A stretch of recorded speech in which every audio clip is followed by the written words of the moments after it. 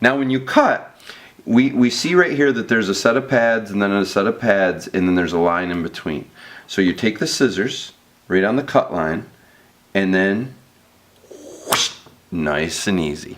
Alright, so we measured twice, maybe 3 times, and we cut. So here it is. Now this is our fancy high-tech water-resistant IP68 strips with silicone sheath and silicone jelly. It is not epoxy. It will not yellow and crack over time. We pay a lot of extra money for true silicone, and here it is. So what I'm going to do right now is I am going to cut the flap. Alright, and now we come in with a razor blade and we cut 2 slits on the top surface here.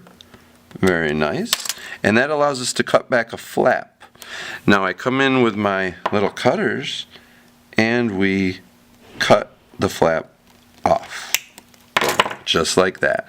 Now I come in with the tweezers and I use my favorite curved tip tweezers and go ahead and get rid of the silicone jelly.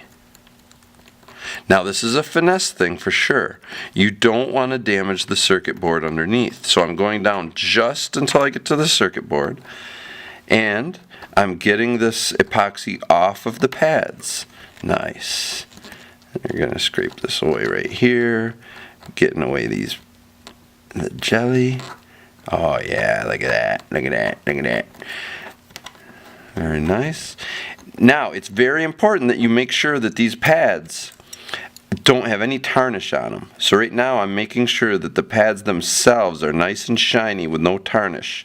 Sometimes these pads that you get have tarnish all over them, oxidization, and you want to scrape that away.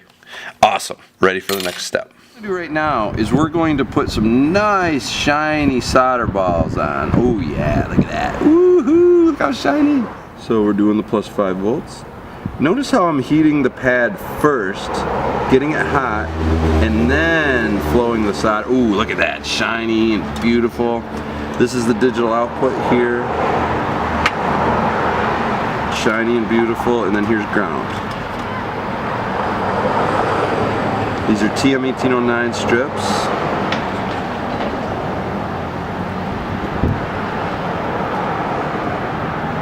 Oh yeah, look at that.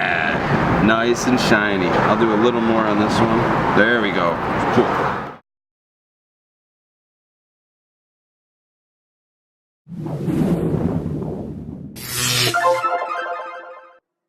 Well,